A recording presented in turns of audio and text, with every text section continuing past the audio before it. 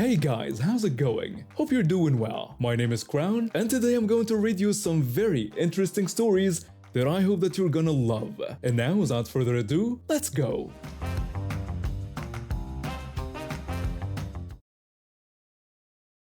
I'm 40 years old and I've been living in the same house for about 8 years now. It's a nice, quiet neighborhood, nothing fancy, but I love it here. I work from home doing freelance graphic design, which means I don't have to deal with commuting or office politics. Most days I barely interact with my neighbors, and that's exactly how I like it. My house sits on what I call a weird street.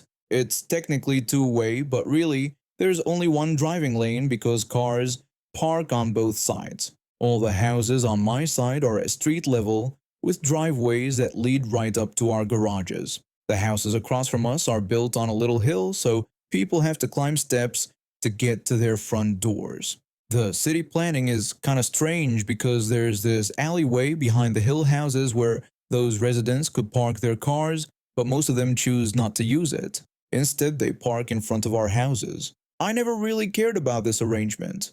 I don't own the street, and when nobody blocks my driveway, I figure everyone can park wherever they want. There are usually two sedan-sized spots between each driveway, so there's plenty of room for everyone if people are reasonable about it. Last month, I finally decided to bite the bullet and replace my driveway. The old one was cracked and had weeds growing through it. It looked terrible and was probably hurting my property value. I got quotes from 3 different contractors and went with the middle option. Still cost me a small fortune, but it was something I've been putting off for years. The contractor finished the job 2 days ago. He used asphalt instead of concrete because it was cheaper and faster. Before he left, he told me I could park on it again after 3 days.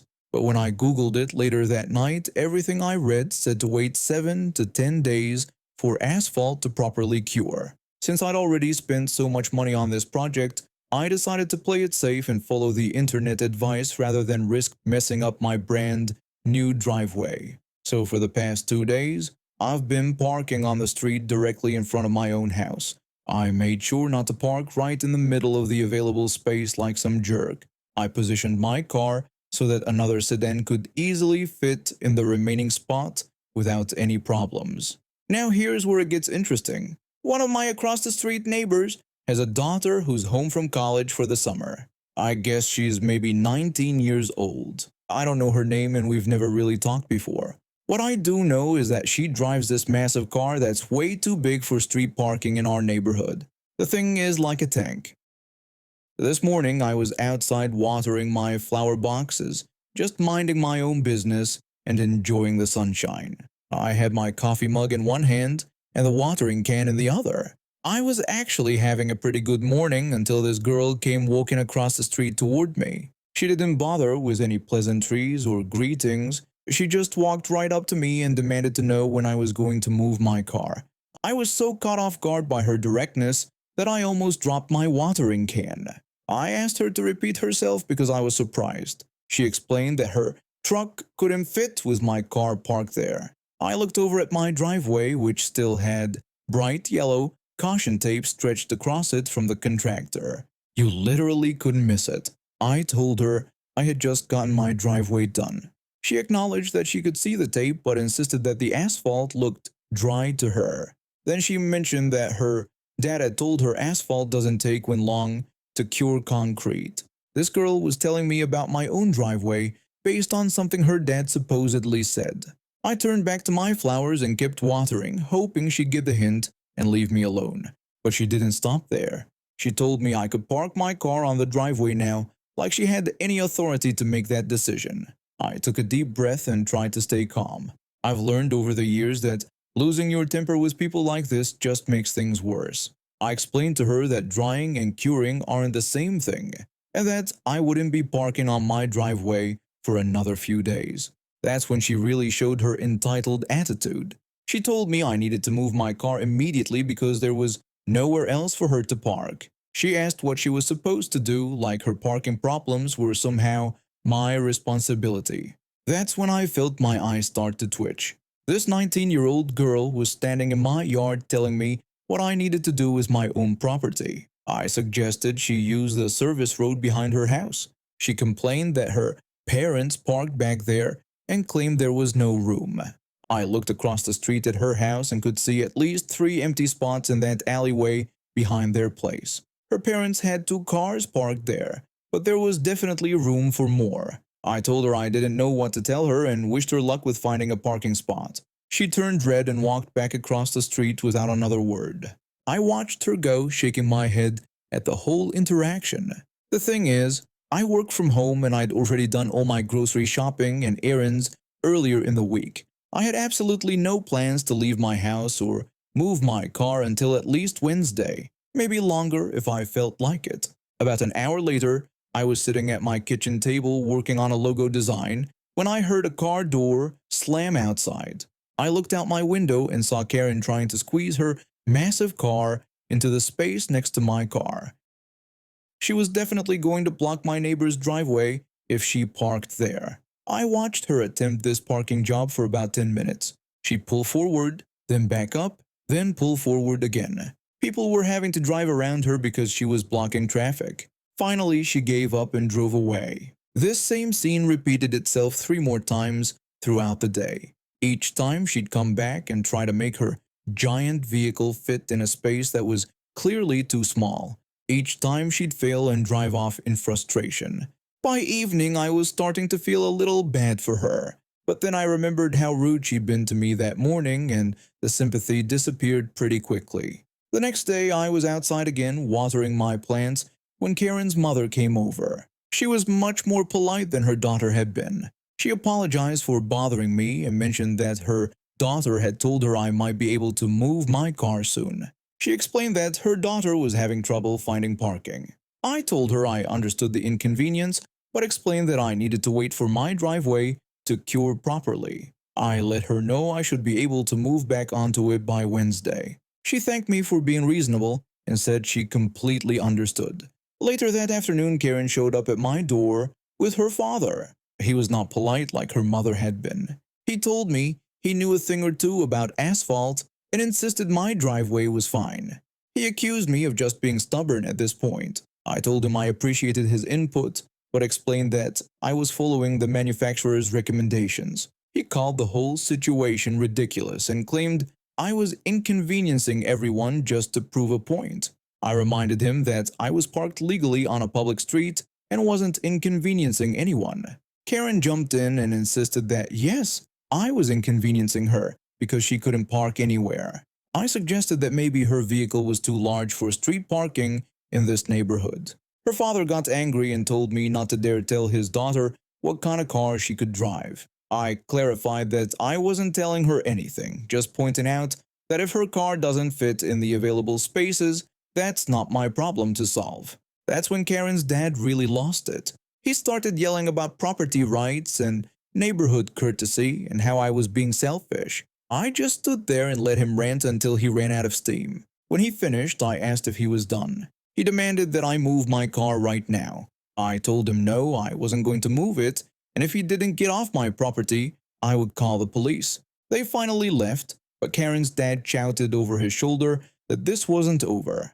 Wednesday morning came and I was actually looking forward to moving my car back onto my beautiful new driveway. But when I looked outside, I saw that someone had put orange traffic cones in my parking spot on the street. There was also a handwritten note tucked under my windshield wiper. The note was from Karen. She explained that since I was moving my car that day, she had saved my parking spot for me. She said I could park there again that night if I needed to and thanked me for being flexible. The nerve of this girl was unbelievable. She'd basically claimed my parking spot her own and then had the audacity to tell me I could use it if I needed to. I moved the cones and parked my car on my driveway like I'd planned. But I also called the city parking enforcement office and reported the illegal cone placement. Turns out you can't just put cones in public parking spaces to save them. The parking enforcement officer who came out was really nice. He explained that what Karen's family had done was actually against city ordinances. He removed the cones and issued them a warning. About an hour later, Karen came walking over to my house again. She was furious that I had gotten them in trouble with parking enforcement.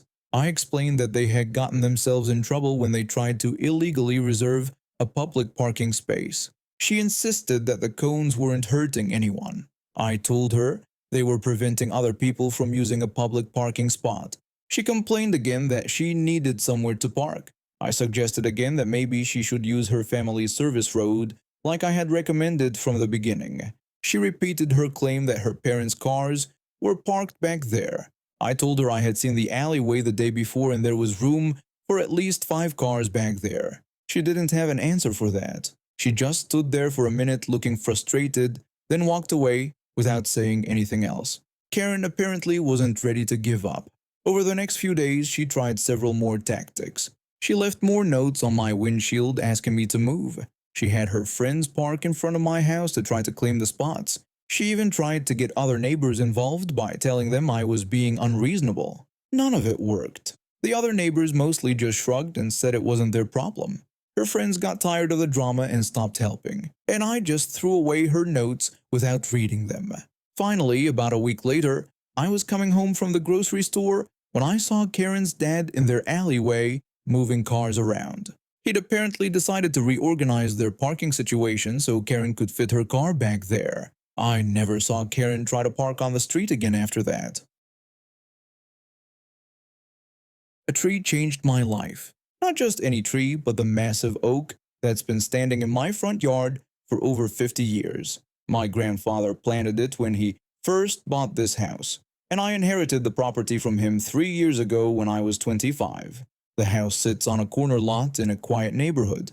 The oak tree is huge, probably 30 feet tall with a trunk so wide you'd need 3 people holding hands to wrap around it. It's positioned about 15 feet from the street, right in the middle of my front yard.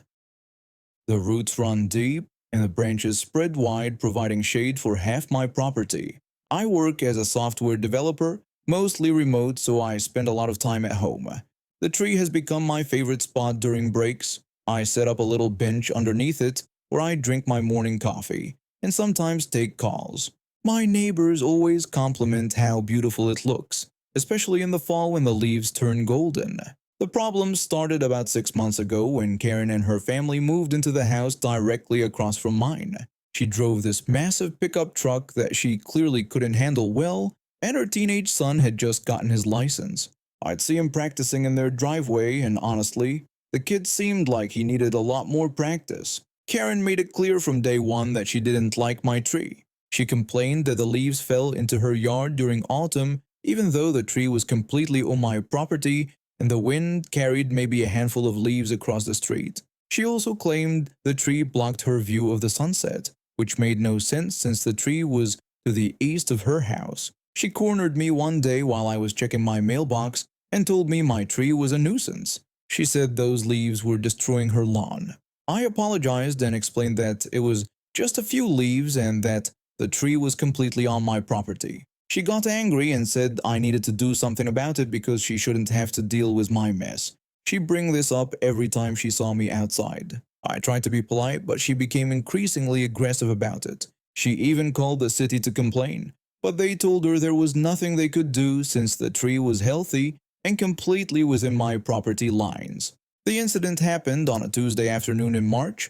I was in my home office on a video call when I heard this tremendous crash. My whole house shook. I ran outside and saw Karen's son's car, a red sports car that Karen had bought him for his 17th birthday, wrapped around my oak tree. The front of the car was completely smashed in. Steam was rising from the engine and there was glass everywhere.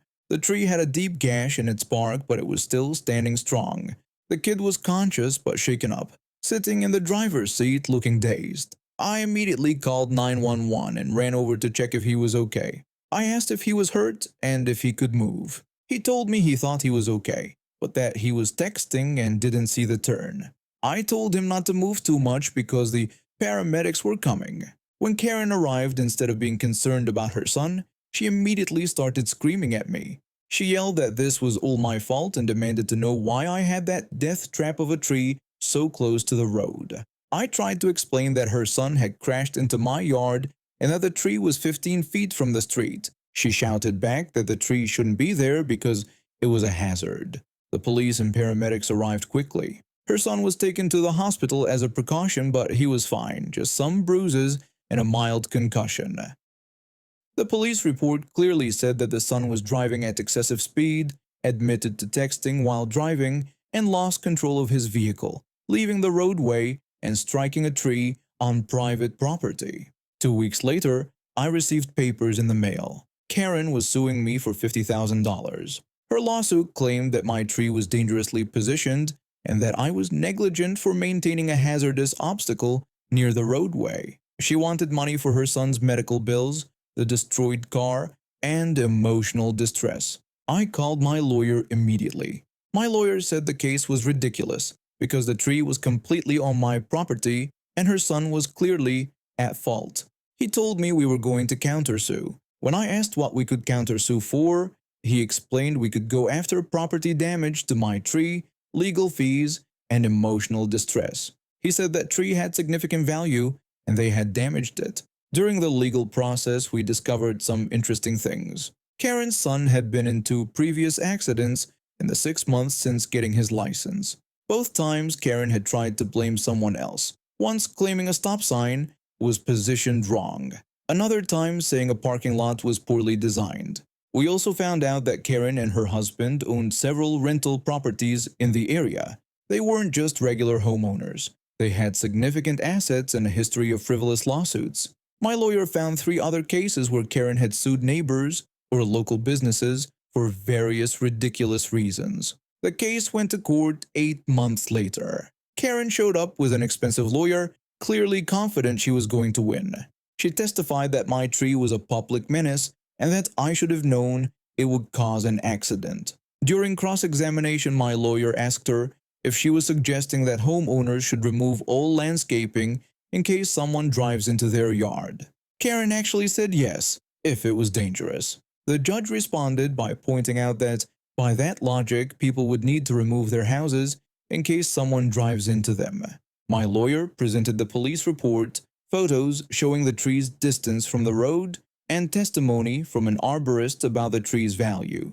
The expert testified that the oak was worth $40,000 and that the damage would require extensive treatment to prevent disease and decay. The judge was not impressed with Karen's case. He said that the defendant's vehicle left the roadway, traveled 15 feet onto private property, and struck a tree. He said the plaintiff bore no responsibility for this accident. Not only did the judge dismiss Karen's lawsuit, but he awarded me everything I'd asked for in my countersuit. The total came to $250,000, $40,000 for the tree damage, $50,000 in legal fees, and $160,000 in punitive damages for filing a frivolous lawsuit. Karen went completely white when the judge read the verdict. She cried out that this was insane and that she couldn't pay that. The judge told her she should have considered that before filing a baseless lawsuit. It turns out Karen and her husband had leveraged their rental properties heavily to fund their lifestyle. They had to sell 2 of their rental houses and take out a massive loan against their primary residence to pay the judgment. 6 months later, I saw a for sale sign go up in front of Karen's house. The financial strain was too much, and they were moving to a smaller place across town. Her son, meanwhile, had his license suspended for a year after the accident investigation revealed his pattern of reckless driving.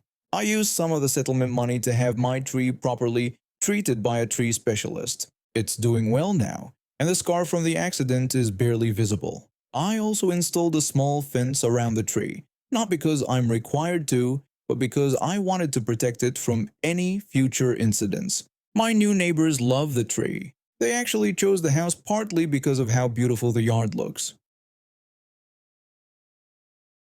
My story involves my cubicle neighbor. She sits right next to me and we've worked together since I started. She's in her early 30s, married with 2 kids, a 7-year-old and a 4-year-old.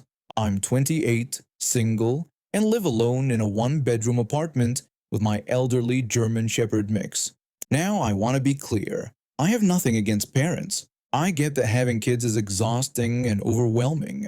I see how she struggles sometimes coming in late because one kid was sick or leaving early for school events.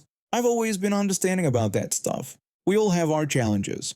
But about 6 months ago, things started to change. It began small. She'd ask me to grab her lunch when I was going out, or to stay a few minutes late to help her finish something because she had to pick up the kids. No big deal, right? I didn't mind helping out occasionally. Then it escalated. She started asking me to run errands for her during lunch breaks, pick up dry cleaning, grab groceries, return library books, always with the same excuse. She asked if I could swing by the grocery store for her because she needed milk and bread but had to get the kids from daycare. I agreed, though I wasn't really sure why I had to do it. She thanked me and said it was so much easier for me since I didn't have anyone waiting at home. That comment stung a little, but I brushed it off. Maybe she didn't mean it the way it sounded. A few weeks later, she asked me to help her move furniture in her living room on a Saturday. She explained that her husband's back was acting up and she couldn't move the couch by herself. When I said I might have plans, she asked what kind of plans I could possibly have since I didn't have kids to worry about. She really needed the help. I ended up going. It took 3 hours, not one. I spent my entire Saturday morning moving heavy furniture around her house, while her husband sat on the porch, drinking beer, and her kids ran around screaming. She didn't even offer me lunch or gas money. The requests kept coming. Babysitting on Friday nights because she needed adult time, helping her clean out her basement, picking up her kids from school when she had dentist appointments. Each time she'd use the same line about how I didn't really have responsibilities like she did. Here's the thing, I do have responsibilities. I work 45 hours a week at the same job she does. I pay rent on my apartment, utilities, car payments, insurance. I grocery shop, clean, do laundry, and maintain my living space just like everyone else. My dog is 13 years old and has arthritis and hip problems. He needs medication twice a day, special food, and regular vet visits that cost me hundreds of dollars each month. On weekends, I like to take him to the park when his joints are feeling good, or just spend quiet time with him since I know our time together is limited. But apparently, none of that mattered because I don't have human children. The breaking point came last Tuesday. I was at my desk, actually having a pretty good day. I finished a big project to hit a deadline and was looking forward to a relaxing weekend. That's when she turned to me with that expectant look I'd come to dread. She told me she needed me to help her pack up her garage this Saturday. They were finally getting it organized for a yard sale. It wasn't a request. It was more like a statement, like it was already decided. I told her I couldn't because I had plans this weekend. She asked what kind of plans, and I said just personal stuff. She rolled her eyes so hard I thought they might fall out of her head. She said it must be nice to have a life with nothing important to do. She went on about how some people were actually trying to better their families and could use support from people who had the luxury of free time. That's when something inside me snapped. I've been biting my tongue for months, making excuses for her behavior, convincing myself that she was just stressed and didn't mean to be rude. But this was too much. I told her that just because I don't have children doesn't mean my time is worthless. I explained that I work just as hard as she does, have bills and responsibilities, and yes, things I actually want to do with my weekends. I made it clear that her choice to have kids doesn't automatically entitle her to my free time. The whole office went quiet. You could hear a pin drop. She stared at me like I'd just slapped her. She stammered that she didn't mean it like that, but I cut her off. I told her that yes, she did mean it exactly like that. She'd been treating me like her personal assistant for months because she thought her life was more important than mine. I explained that it wasn't, that we both chose our lifestyles and that was fine, but she needed to stop acting like I owed her something because of the choices she made. She opened her mouth like she was going to say something, then closed it. She turned back to her computer without another word. That was a week ago. She hasn't spoken to me since except for necessary work communication.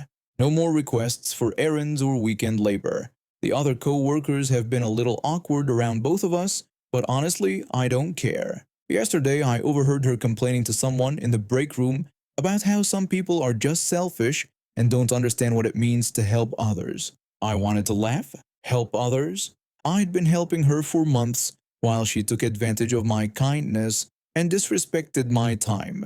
This morning, something beautiful happened. Our boss called a team meeting to discuss project assignments for next month. Guess who volunteered me for weekend overtime without asking? She suggested that I could probably handle the Johnson account review this weekend since I was usually free anyway. Our boss looked confused and turned to me. He asked if I was available for weekend work, and I told him that actually no, I had prior commitments every weekend this month. I didn't, but I wasn't about to let her volunteer my time again. She realized I wasn't going to be her convenient solution anymore. Our boss assigned the weekend work to her instead, since she was the one who suggested it needed to be done immediately. She's been shooting me dirty looks all day, but I don't feel even a little bit guilty. I spent months being accommodating and helpful, and all I got was disrespect and entitlement. Maybe now she'll think twice before assuming someone else's time is less valuable than her own.